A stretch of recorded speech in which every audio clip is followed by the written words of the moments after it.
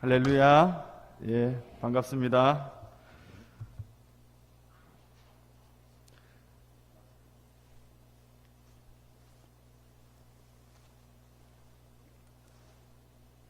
네, 저는 방금 소개받은 캄보디아 시엠립에서 선교 사역을 감당하고 있는 임창무 선교사입니다. 지난 3월 26일 제 기억으로는 금요 연합 기도회 온라인으로 그때 여러분 성도님들 만나 뵈었던 기억이 있습니다. 혹시 기억나시는 분이 있을지도 모르겠습니다. 너무 반갑습니다. 이 농담이 아니고요. 살아서 여러분들을 만나게 된 것이 너무 반갑고, 선교사님들 중에 에어 앰뷸런스를 그 선교지에서 타고 한국으로 들어왔지만 여전히 중태에 빠져 있는 우리의 동역자 선교사님들이 참 많이 계십니다.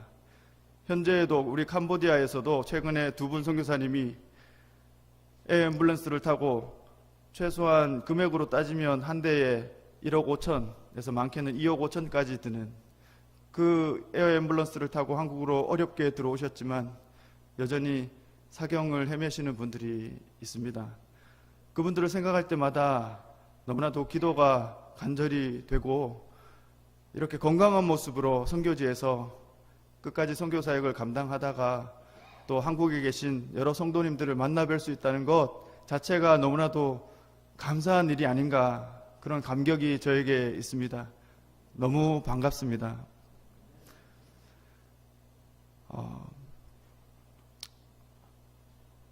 PPT 화면을 보면서 저희 선교 사역에 대해서 먼저 선교 보고를 여러분들에게 좀 드리기를 원합니다. 그리고 오늘 읽어주신 하나님의 말씀, 그 내용에 대해서 마지막 부분에 함께 나눌 수 있기를 원합니다. 여러분, 캄보디아를 아십니까?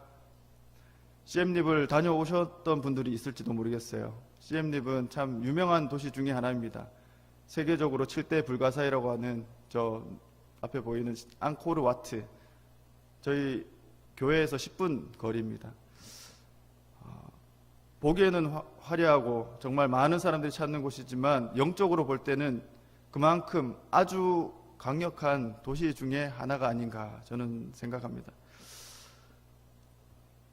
저는 여기 캄보디아 시엠립에서 선교 사역을 감당하고 있고요. 지금 3년차 선교사입니다. 그것을 감안해 주시고 오늘 이야기를 좀 들어주셨으면 좋겠습니다. 한국도 어려운 상황인데요. 선교지도 참 어려운 상황입니다. 넘겨주세요. 네. 지금 선교지의 상황부터 조금 설명을 드리면요. 한 장의 사진이 여러분들에게 선교지의 상황이 어떤지를 확실하게 설명해 줄 수 있는 사진이 있습니다.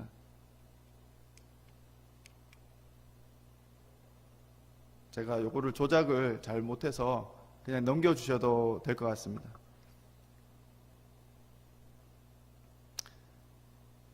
지금 코로나 상황 때문에 한국도 그렇습니다. 경제적으로, 사회적으로 볼 때 많은 부분들이 무너져 있죠. 세계 곳곳에 특별히 저개발 국가일수록 그런 부분들이 참 많이 무너져 있습니다. 생활과 경제가 참 맞닿아 있는데 그런 부분들이 무너져 있다 보니까 선교지 현지에 있는 현지인들, 또 한인들, 또 여러 선교사님들 삶의 형편들이 참 어렵다는 것을 느끼게 됩니다. 설명으로 좀 드리면요. 최근에 한 저희 동료 선교사님 현지 교회인데요. 현지 교회 앞마당에 세워져 있는 오토바이, 툭툭이라고 하는데요. 저희 현지에서는 툭툭이라는 교통수단이 있어요. 예, 넘겨주시면 됩니다.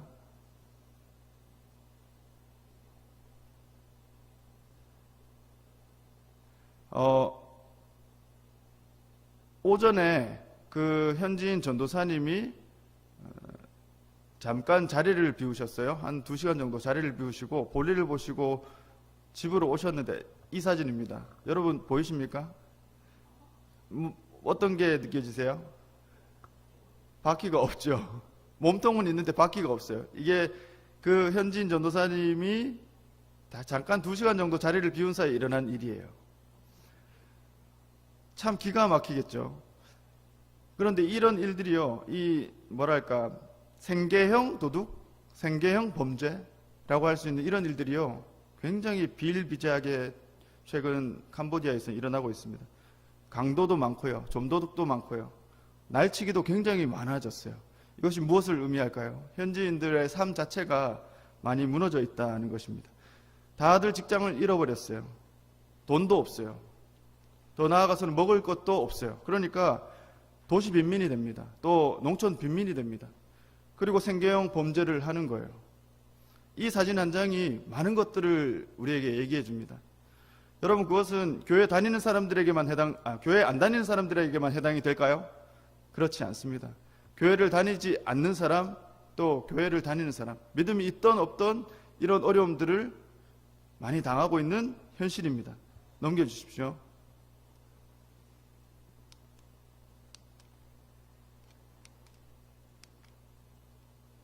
예, 이렇게 볼 수도 있고요. 최근에 5월 달에 저희 교회 사택 모습인데요. 교회 사택에 저 밤중에 저 장면을 왜 찍었을까요? 교회에도 도둑이 들었어요. 제가 저 안방 창문인데요. 사택 안방 창문인데 제가 누워 있었어요. 새벽 4시에서 5시 사이였는데 뭔가 좀 느낌이 안 좋아서 눈을 번쩍 떴습니다. 그런데 시퍼런 후레쉬를 저를 향해 비추고 있는 거예요. 깜짝 놀랐어요. 그 1, 2초간에 이게 뭐지? 하고 다시 이렇게 봤는데 후레쉬인 거예요. 창문에서 저를 비추고 있더라고요. 깜짝 놀라서 소리를 질렀습니다. 큰마요로 막 소리를 지르고 나갔어요. 나갔더니 없어요. 아무도 없는데 도둑이 들어올까 또는 좀도둑으로 뭔가를 가져갈까 이렇게 생각을 했었던 것 같아요. 다른 사람들이 그러더라고요.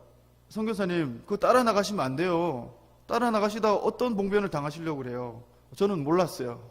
그냥 단지 이렇게 확인차 나갔는데 그런 일들도 있었습니다. 네, 그 캄보디아의 요 모습이고요. 캄보디아 최근 코로나 상황이 굉장히 안 좋았었습니다. 지난 올해 전반기 그리고 하반기 9월, 10월까지 지금 11월 달이잖아요. 10월까지 거의 극도로 상황이 안 좋았어요. 동남아시아 전역이 거의 그랬는데요. 여러분 뉴스 보도를 많이 보셔서 아시겠지만 캄보디아도 마찬가지였습니다.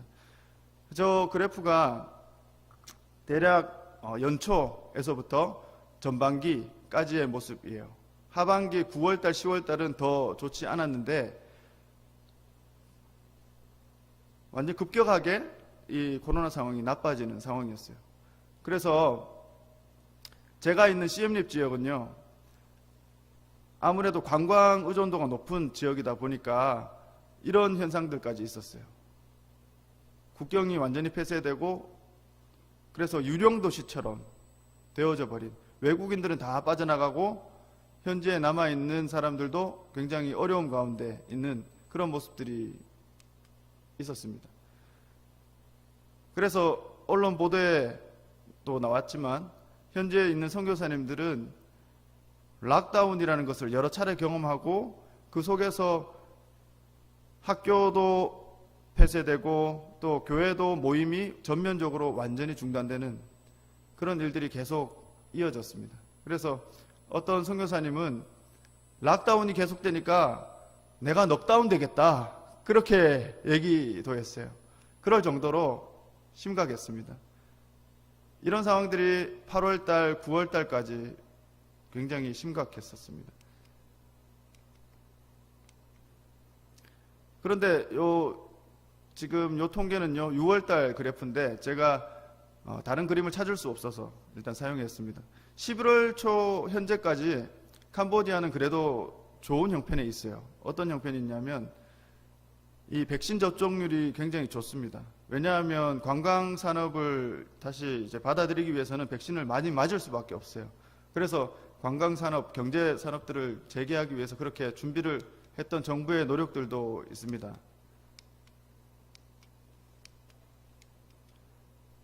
저희도 그래서 중국 백신을 맞고 현재 사역을 할 수밖에 없는 형편이에요. 시노백, 시노팜인데요. 저도 2차까지 접종을 다 완료했습니다. 그런데 효과가 별로 없다는 얘기가 있어요. 중국 백신이. 그래서 실제로 항체 검사를 해보니까 먼저 나왔던 시노백 같은 경우는 항체 형성률이 거의 전무하다. 그런 통계까지도 있고요. 나중에 나왔던 시노팜은 조금 낫다는 얘기가 있습니다. 그런데 어쨌든 백신 접종률은 굉장히 좋은 상황이에요. 그래서 주변국에 비해서 캄보디아는 좀 나은 형편이긴 합니다. 그런데 최근에도 선교사님들, 우리 캄보디아에 있는 선교사님들 중에 실제로 돌아가시는 분들이 계속 나타나고 있어요. 두 분 선교사님은 현지에서 코로나 때문에 바로 돌아가셨고요. 두 분은 아까 말씀드렸던 에어 앰뷸런스로 국내로 이송을 했지만 지금 위험한 상태에 있고요. 교민 두 분도 코로나 때문에 현지에서 돌아가셨습니다. 그런 위급한 상황에서 제일 필요한 게 뭐냐면 지금 저 화면에 보이시는 산소 발생기예요. 제가 속해 있는 우리 총회 선교부 그리고 멤버 케어 위원회라는 곳에서 후원을 하고 각 나라 선교회를 통해서 이렇게 공급이 됐습니다. 저희 지역에도 산소 발생기가 하나 공급이 됐어요. 선교사님들이 얼마나 기뻐하는지 모릅니다. 저게 전부는 아니겠지만 그만큼 갈급하다는 거예요. 현지에서 또 사역을 이어가기 위해서 또 생활을 이어가기 위해서는 필요한 게 사실입니다. 여러분 캄보디아 하면은 잘 모르시는 분들은 이 두 가지를 생각하십니다. 앙코르와트, 킬링필드. 이건 문화적으로, 사회적으로, 역사적으로 여러분 기억하시는 것일 겁니다. 그런데요, 여러분 잘 모르시는 게 있어요. 캄보디아는 이런 앙코르와트 또 뭐 이런 국기뿐만이 아니라 캄보디아는 선교에 있어서도 매우 중요한 나라라는 거예요. 왜냐하면 실제로 한인 선교사님들이 굉장히 많이 파송되어 있는 나라 중에 하나가 바로 캄보디아예요. 여러분 중국, 필리핀, 캄보디아 왜 이런 나라들이 한인 선교사님들이 많이 파송되어 있을까요? 그냥 한국 교회들이 많이 파송하고 싶었으니까 일까요? 저는 그렇게 해석하지 않습니다. 하나님이 필요하셨기 때문이라고 생각합니다. 하나님이 그 나라, 그 지역 가운데 선교를 일으키기 위해 한인 선교사님들을 그만큼 많이 파송시키셨다는 거예요. 그리고 그 선교지를 통해서 하나님께서 하시는 일들이 있다는 것입니다. 여러분 캄보디아를 얼마나 아시는지 잘 모르겠어요. 요 인도차이나 반도의 가운데쯤에 있는 나라가 바로 캄보디아예요. 오른쪽, 그러니까 우리가 볼 때 오른쪽 베트남, 왼쪽이 태국, 그 위에가 라오스이죠. 그런데 이 제가 사역하는 지역은요, 아래쪽 파란 동그라미가 프놈펜 수도예요. 거기에서 북부 쪽으로 한참 한 6시간 정도 올라가면은 앙코르와트가 있는 북쪽 지역입니다. 그 옆에 지역이 바로 바탐방 지역이에요. 여기 시엠립은요, 네, 시엠립은 대략 17만 정도의 인구가 있는데요. 제가 이제 사역하고 있는 시엠립은 여기에는 외국인 다국적을 갖고 있는 사람들도 굉장히 많습니다. 이게 유명한 이제 관광지다 보니까 그런 인구 분포를 좀 볼 수 있어요.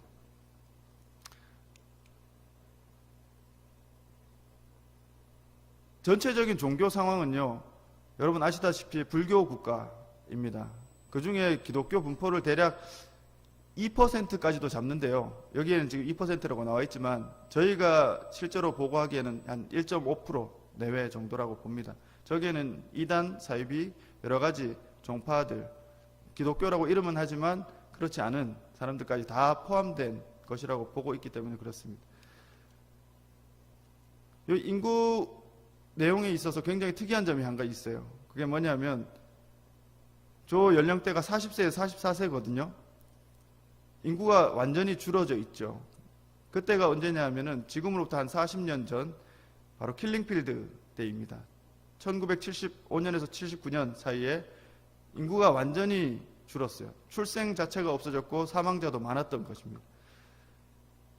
1975년에서 79년 사이 정도의 시간이 캄보디아 역사에 있어서는 굉장히 슬픈 역사이기도 하고, 많은 것들을 캄보디아 국민들 안에 어떤 정서 또 의식들을 내재시킨 그런 시간이기도 했습니다. 그것이 우리의 선교 상황에서 굉장히 긴밀하기 때문에 제가 말씀을 드리는 것입니다. 보시면은 인구 분포가 그때를 전후로 해서는 그 위로는 인구가 굉장히 적죠. 고연령대는 적다는 거예요. 근데 그 밑으로 급격하게 인구수가 늘어나요. 다시 말해서 30대 이하, 지금도 30대 이하 인구가 대부분입니다. 그래서 굉장히 젊은 나라예요. 지금 캄보디아에 파송되어 있는 많은 분들이 그래서 어린이, 청소년, 대학생, 청년 사역을 위주로 사역을 하고 있습니다. 그럴 수밖에 없다고 생각이 듭니다. 그것이 또 필요하고요. 오늘 제가 이렇게 좀 자세하게 말씀드린 것은 앞으로 여러분들하고 이 캄보디아에 대해서 또 캄보디아 선교에 대해서 많은 이야기들 앞으로 나눌 수 있는 시간들이 아마 있을 것 같은데, 기본적인 어떤 지식 또 생각, 선교에 대한 것들을 정보를 좀 아시면 이해가 훨씬 빠르고 기도하실 때도 도움이 될 거라고 저는 생각하기 때문에 그렇습니다. 한국에 있는 캄보디아 사람들이 많아요. 2021년 통계로는 48,000명 정도가 됩니다. 생각보다 적지 않죠. 굉장히 많습니다. 중국, 필리핀, 또 베트남, 다문화 가정, 그 다음이 캄보디아예요. 굉장히 많은 숫자가 있습니다. 또 일하러, 직업을 구하러 오시는 분들도 굉장히 많습니다. 실제로 인구의 연령대를 보면은 저연령대가 굉장히 많죠. 대다수의 사람이 초, 중, 고등학교, 또 미성년, 그리고 청년 대학생 정도 나이에 분포한다고 보시면 돼요. 그리고 아직도 캄보디아는요, 농업 위주의 국가예요. 60% 가까이 아직 농업에 종사하고 있습니다. 여러 가지 산업들이 발달되어 있지 않고 직업군들이 형성되어 있지 않아요. 그래서 지식을 많이 가져도 대학 교육을 잘 시키지 않으려고 하는 이유가, 지식을 많이 가져도 취업하고 뭔가를 일자를 구할 데가 없다는 거예요. 그래서 현지 부모들을 만나보면 공부 별로 안 시키고 싶어 해요. 왜냐하면 더 이상 갈 데가 없다라고 생각하기 때문에. 다음. 보시면 도시 거주민이 생각보다 적습니다. 큰 도시는 수노프롬펜과 우리 시엠립이 대표적인 도시고요. 나머지 이제 우리로 말하면 도 지역의 큰 도시들이 하나씩 있지만 대표적인 두 도시가 이제 크다고 할 수 있고요. 대부분이 지방, 다시 말해서 농촌 지역을 끼고 있는 그런 나라라고 보시면 됩니다. 다음. 전기 공급도요, 생각보다 적어요. 100%가 아닙니다. 이 캄보디아는 아직도 가보면 지방으로 갈수록 전기가 아직도 들어가지 않는 데가 너무나도 많습니다. 전기가 안 들어간다는 것은 수도가 들어갈 수도 없고 다른 여러 가지 전기를 사용하는 기구들을 사용할 수가 없다는 거죠. 그런 생활 형편입니다. 다음. 상수도, 수도도 마찬가지예요. 농촌 지역으로 갈수록 아직도 60% 정도밖에는 공급이 되지 않습니다. 저희 시엠립 시내 지역도 아직도 상수도가 연결되지 않는 곳이 굉장히 많습니다. 빗물을 사용하거나 또는 다른 방법으로 우물물을 파거나 그렇게 해서 사용하는 데가 아직도 많이 있다는 거예요. 수도프롬펜은 좀 다릅니다. 다음. 인터넷 같은 경우에 이 부분이 중요한데요. 요즘 이제 코로나 때문에 온라인 사역이 굉장히 한국도 활성화되어 있지 않습니까? 선교지에서도 필요한 것이 온라인 사역이에요. 그런데 실제로 이제 저개발 국가일수록 이런 형편입니다. 인터넷이 집에 연결되어 있는 경우는 채 50%가 되지 않아요. 그것도 도심 지역 위주겠죠. 수도 프놈펜 위주일 것입니다. 지방으로 갈수록 40%가 되지 않습니다. 그러니까 말하자면 인터넷 자체가 없어요. 그러니까 온라인 사역을 할 수 없겠죠. 그래서 대면 예배, 아니 찾아가는 예배, 마을로 찾아가고 가정으로 찾아가고 1대1로 찾아가고, 그래서 만나서 직접 어떻게든 할 수밖에 없는 그런 구조를 갖고 있습니다. 다음. 아직도 땔감을 60%나 사용을 해요. 이 통계가 작년에 발표된 통계거든요. 2020년에, 2019년도에 조사하고 2020년도에 발표된 캄보디아 전역에 대한 조사입니다. 네. 다음. 핸드폰 소유 가구가 326만이라는 것은 대다수, 그러니까 90% 정도가 핸드폰을 가지고 있다고 지금 통계상으로 나와요. 이 말은 무슨 말이냐면 한 가구당 하나 정도는 핸드폰이 있다는 거예요. 그래도 다행이죠. 어떻게 보면 참 다행입니다. 전혀 없을 수도 있는데 한 가구당 하나 정도는 있어요. 부모가 대부분 소유를 하고 있겠죠. 그 가정에 주된 어떤 경제적인 활동을 하시는 분이 갖고 있겠죠. 다시 말해서 어린이, 청소년, 대학생들은 핸드폰이 없는 경우도 아직도 많다는 거예요. 그래서 온라인 사역 자체가 굉장히 어렵습니다. 그리고 대부분 믿지 않는 부모님들, 그런 형편에서 아이들이 이제 선교사님들을 통해서 신앙생활, 믿음을 접하는데 온라인 사역이 굉장히 쉽지 않은 면이 있다는 것입니다. 예. 다음. 예, 넘어가겠습니다. 다음. 컴퓨터도 마찬가지예요. 28만이면은 10분의 1이 채 되지 않습니다. 전 국민의 10분의 1. 예, 다음. 예, 대학교는 3% 내외고요. 다음. 실제로 아이들이 등교를 잘 하지 않는 경우들이 많이 있습니다. 저연령대, 우리나라는 교육이 의무잖아요. 의무 교육이지만 캄보디아는 그렇지 않아요. 그래서 초등학생에 해당되는 12살 미만 친구들도 고학년으로 갈수록 학교를 안 다니는 애들이 굉장히 많습니다. 12살 정도만 되면 다들 직업군으로 어떻게든 뭐 식당에서 접시를 닦는 일을 하더라도 그런 일들을 시키는 거예요. 아니면 집에서 일을 도우라. 우리나라 한 뭐 60년대, 70년대 그 정도의 모습들을 많이 보여주고 있습니다. 다음. 예, 다음 넘어가겠습니다. 예, 선교 역사들은 넘어가고, 제가 사역하고 있는 CM립 한인 장로교회입니다. 저는 전임 선교사님이셨던 이명수 선교사님의 사역을 이양받아서 한인 예배를 중심으로 사역을 3년 전에 시작하게 되었고요. 지금 현재는 한인 예배는 기본으로 하고 현지인, 어린이 사역, 청소년 사역들을 감당하고 있습니다. 혹시 방송실 동영상 되십니까? 동영상으로 저의 지난 2년 한 10개월 정도의 기간 동안에 있었던 사역들을 사진으로, 영상으로 조금 보여드리도록 하겠습니다. 전체적인 스케치가 될 수 있을 거라고 생각합니다. 소리가 나오면 좋겠습니다.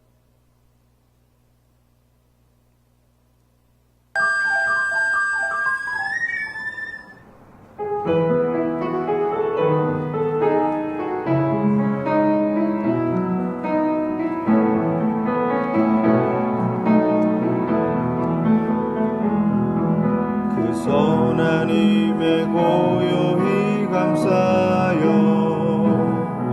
그 놀라운 평화를 누리며 나 그대들과 함께 걸어가네. 나 그대들과 한 해를 여네. 지나가 넘을 어둠의 날들이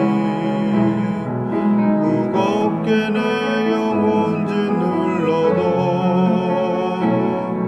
오 주여 우릴 외면치 마시고 약속의 구원을 이루소서. 그 선하님이 우릴 감싸시니 믿음으로 일어날 일 기대하네. 언제나 우리와 함께 계셔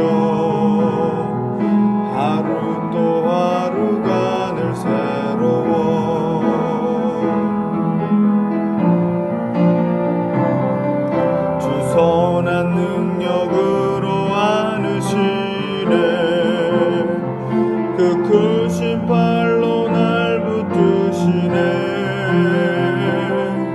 절망 속에도 흔들리지 않고 사랑하는 주 얼굴 구하리.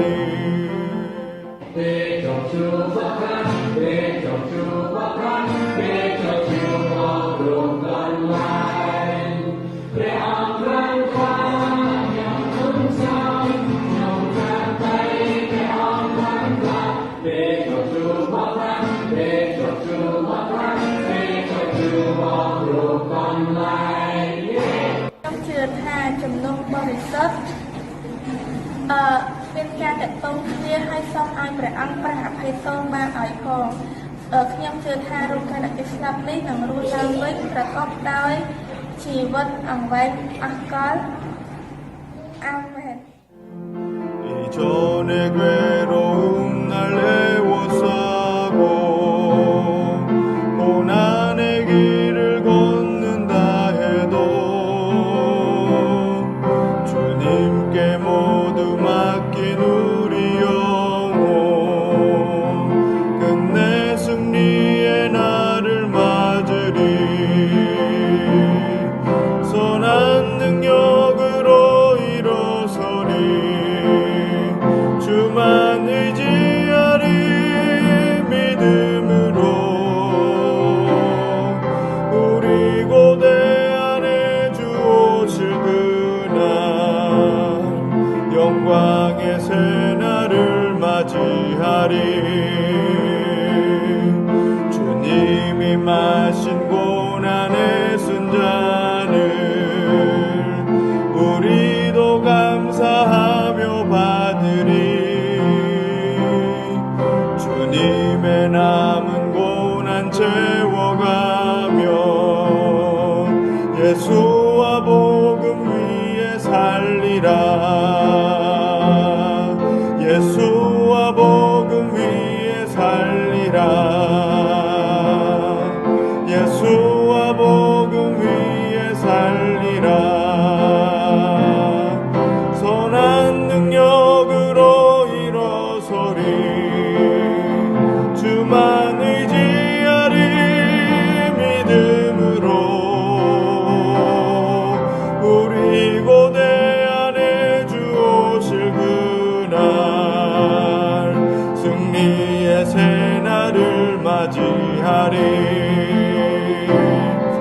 선한 능력으로 일어서리. 주만 의지하리. 믿음으로 우리 고대 안에 주 오실 그날 영광의 새날을 맞이하리. 승리의 새날을 맞이하리. 영광의 새날을 맞이하리.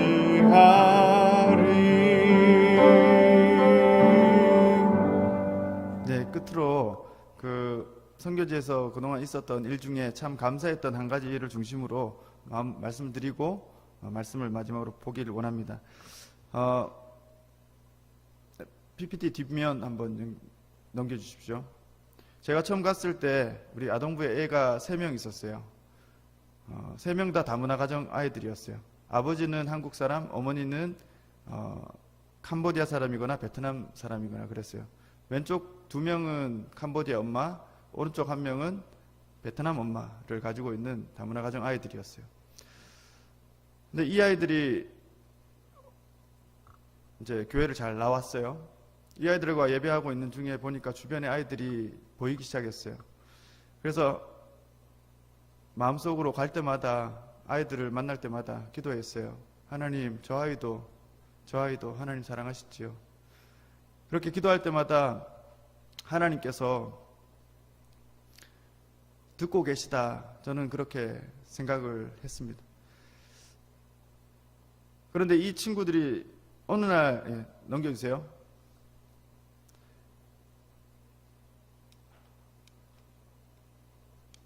너무 뒷면으로 넘어갔는데요.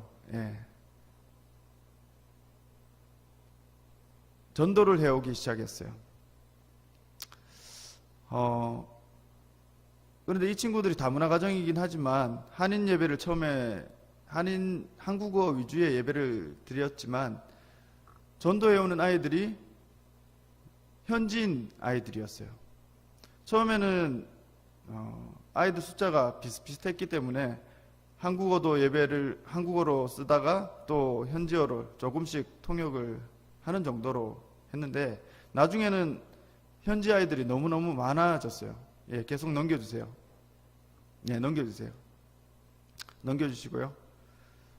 아이들이 점점 늘어나기 시작했어요. 그래서 현지어를 중심으로 쓸 수밖에 없는 그런 이제 상황 가운데 있었어요. 예, 넘겨주시고요. 그런데 현지어를 통역해 줄 수 있는 사람이 저희가 없었어요. 초임 선교사였기 때문에.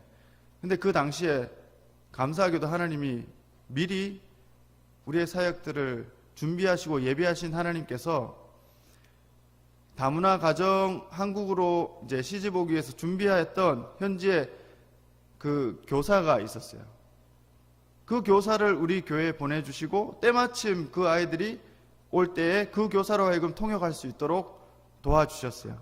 할렐루야. 하나님께서 미리 예비해 주셨다고 저는 믿습니다. 그래서 넘겨주세요. 이 아이들이 점점 저기 보이는 끔리라는 교사가 있는데 그 선생님을 통해서 그 일들이 일어나기 시작했어요. 넘겨주세요.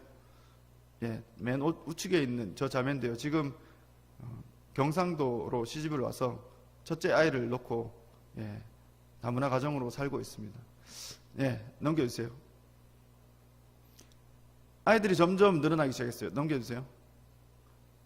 부모님을 초청하기도 하고 그래서 부모님 전도를 하기 위해서 접촉점을 마련하기도 했어요. 넘겨주세요. 예. 이런 일들이 계속 일어났는데요.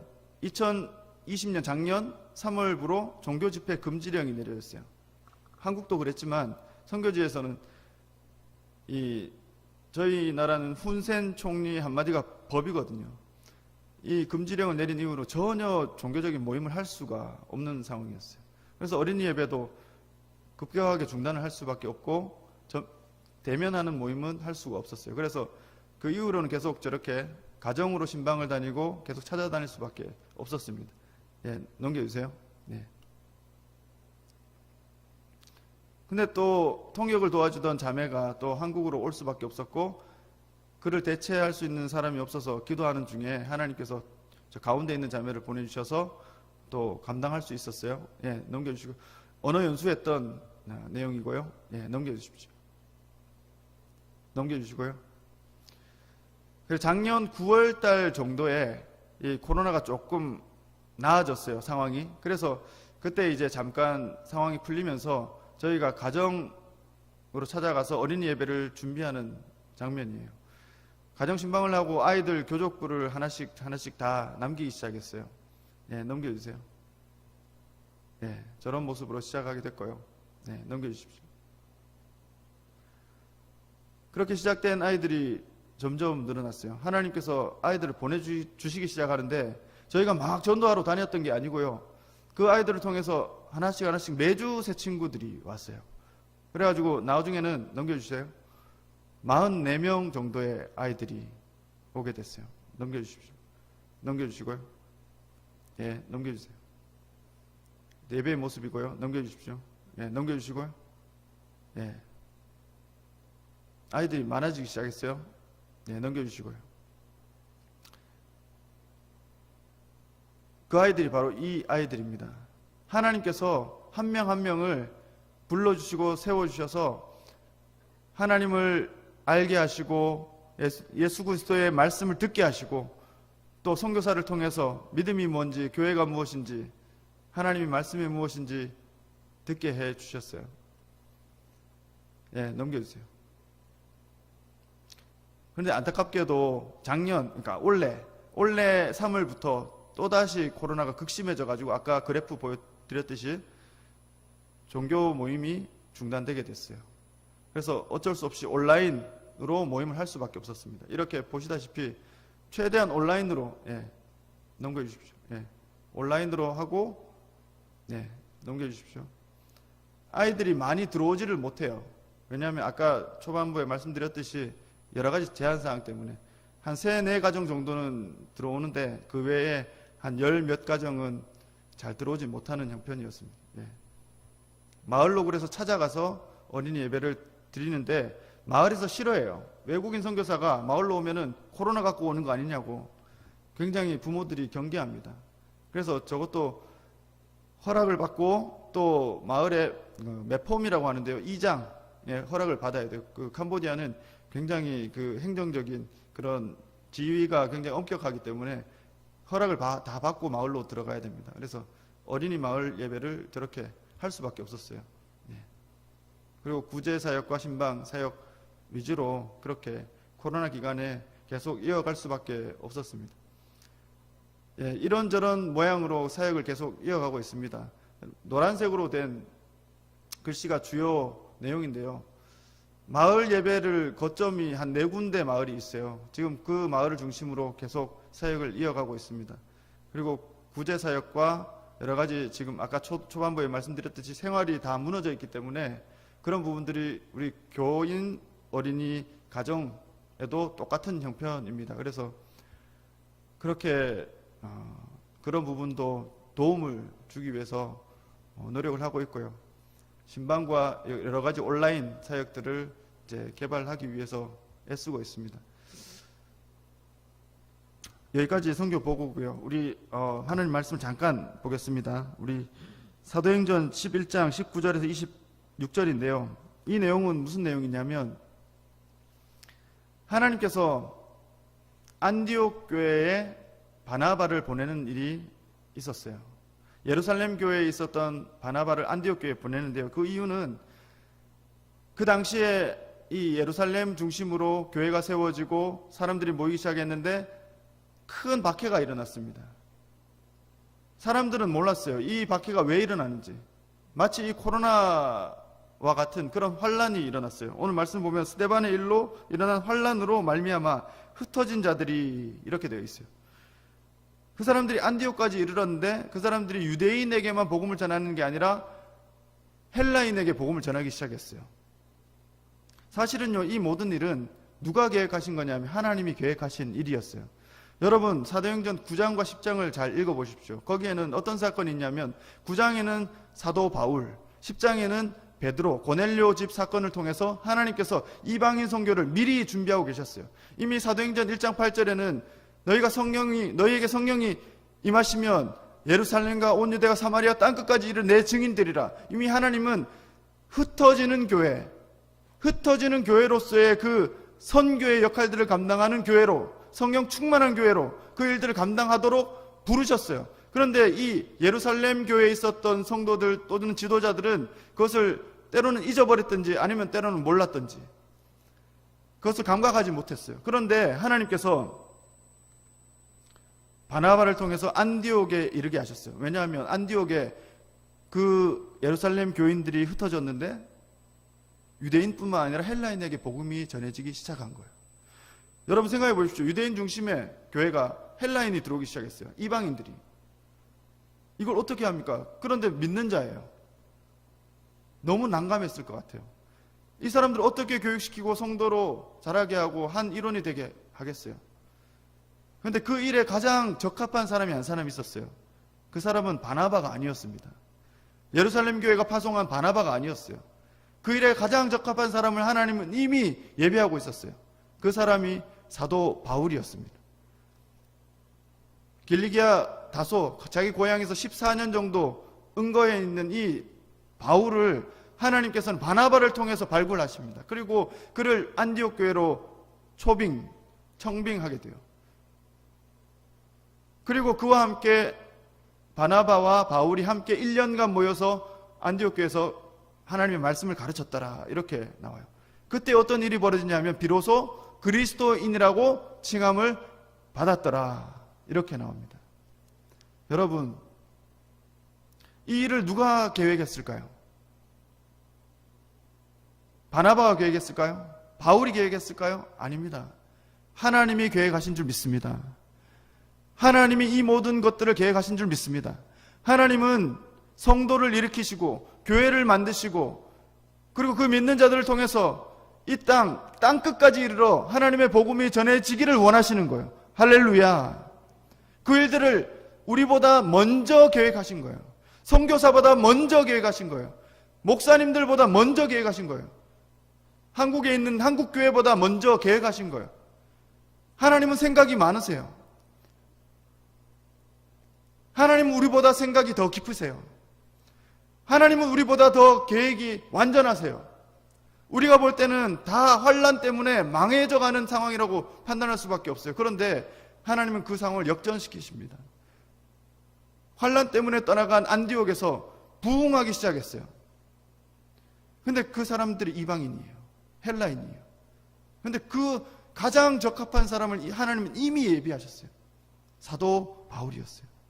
여러분, 사도 바울은요, 헬라인들에게 복음을 전하기 가장 적합한 사람이었어요. 그들의 문화를 이해했고 그들의 언어가 사용될 수 있었고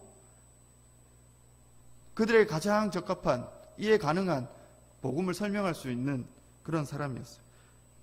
거기에서 비로소 그리스도인이라고 불리게 되었다는 사실입니다. 사랑하는 여러분, 하나님께서는 우리 봉상교회를 통해서 그리고 저와 여러분들을 통해서 하나님은 이미 오래전부터 우리를 통해 하나님의 복음이 이 땅 가운데 편만해지도록 계획하고 계시는 하나님이신 줄 믿습니다. 저를 왜 캄보디아 CM님까지 보내셨을까요? 저는 하나님이 저를 보내셨다고 믿는 사람이에요. 하나님은 저에 대해서 계획이 많으세요. 여러분에 대해서도 계획이 많으신 하나님이신 줄 믿습니다. 이 교회를 통해서도 계획이 많으신 하나님이신 줄 믿습니다. 담임 목사님 생각 안 해도 계획이 많으시겠지만 그 이상으로 하나님은 계획이 많으신 하나님이신 줄 믿습니다. 이 교회 장로님들, 리더분들이 계시지만 그분들 이상으로 하나님은 많은 생각을 하고 계세요. 내가 이 교회를 통해서 이 일들을 행하리라. 사도 바울을 준비하셨듯이 하나님은 오늘 이 시대 가운데 우리를 준비하고 계시는 하나님이신 줄 믿습니다. 저는 이 사도 바울이 영적 전진 기지라고 생각해요. 이 영적 전진 기지는 다른 게 아니에요. 장소적인 개념이 아닙니다. 바나바에게 있어서 동역자 바울이었어요. 앞으로 한 페이지만 넘겨주세요. 맞습니다. 첫 번째는 어떤 의미냐면 리더를 세우는 일이라고 생각해요. 이 사도 바울은 바나바에게 동역자 바울이었지만 이 바울은 접촉점을 가지고 있고 현장성을 가지고 있고 확장성을 가지고 있는 정말 하나님께서 세우신 탁월한 선교에 예비된 사람이었어요. 이 리더를 바나바를 통해서 세우신 거예요. 리더를 세우는 일이 우리에게 필요하다 생각해요. 저의 선교지에도 필요하다 생각해요. 개척하고 분담하고 지원하고 이양할 수 있는 그 리더. 현지인 사역은 한인 선교사가 할 수 있는 것은 한계가 참 많아요. 그래서 현지인 사역자들이 항상 같이 사역을 합니다. 저는 초임 선교사로서 이것이 첫 번째 기도 제목이에요. 임시적으로 도와줄 수 있는 통역자들은 근근히 있지만 그 일을 전담으로 맡아줄 수 있는 사역자가 필요하다는 것입니다. 나와 같은 마음으로 동역해 줄 수 있는 사역자가 필요하다는 것입니다. 그것이 영적 전지 기지입니다. 한인 사역의 현진 교사 사역의 현진 어린 사역의 마찬가지입니다. 다음 두 번째 의미는 영적 전진 기지는 다른 것이 아니에요. 선교적인 여러 가지 도구들을 구비하는 일이라고 생각해요. 다음 화면 넘겨주십시오.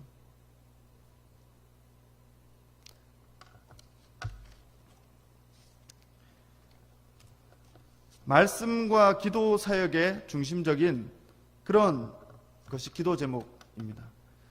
현지에서 느끼는 것은 교회를 많이 세웠어요. 건물을 지었어요. 사람들이 일단 아이들을 모아요. 그런데 그것이 교회가 전부가 아니라는 것을 참 많이 뼈저리게 느낍니다. 3년 동안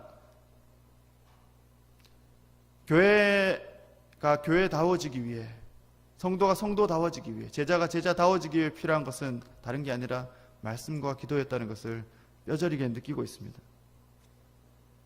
바나바는 바울과 함께 말씀을 가르쳤어요. 1년 동안 말씀을 가르쳤어요. 그 말씀을 가르치는 것이 비로소 그리스도인이 되게 하는 일이 된 것입니다. 우리는 코로나 상황이라고 멈춰 있을 수 없습니다. 하나님은 코로나 상황이라고 선교를 멈추시는 분이 아니십니다. 하나님은 우리를 통해서 지금도 선교하기를 원하시는 분이세요. 선교지가 많이 어렵지만 지금도 선교하기를 원하시는 분이세요. 이런 여러 가지 방법으로 저는 기도하고 있습니다. 그리고 마지막으로 넘겨주십시오. 그런데 여건들이 참 불비해요. 여러분들에게 부탁드리고 싶은 것이 한 가지 있습니다. 어려운 게 아니에요. 한 가지 도와주실 수 있는 것, 그냥 여러분 몸으로 할 수 있는 한 가지.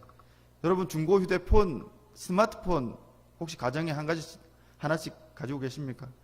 쓰지 않는 중고 스마트폰, 앱을 사용할 수 있는 스마트폰 선교지로 좀 보내주십시오. 그것이 저희에게는 유용하게 쓰일 것 같습니다. 한국에서는 무용지물이지만 현지에서는 너무나도 큰 도움이 됩니다. 자고 있는 스마트폰이 계시다면 선교지로 꼭 보내주시기를 원합니다. 다른 부분들은 함께 기도하며 진행해야 될 제목들입니다. 여기까지 하고요. 여러분, 캄보디아를 위해서, 또 선교지를 위해서, 또 저와 저희 아내와 아이들, 저희 가정을 위해서, 모든 사역자들을 위해서 기도해 주시겠습니까? 하나님께서 그 기도를 들어주시고 우리를 통해 캄보디아 땅에, 시엠립 땅에 놀라운 일을 새롭게 행하실 줄 믿습니다. 기도하겠습니다.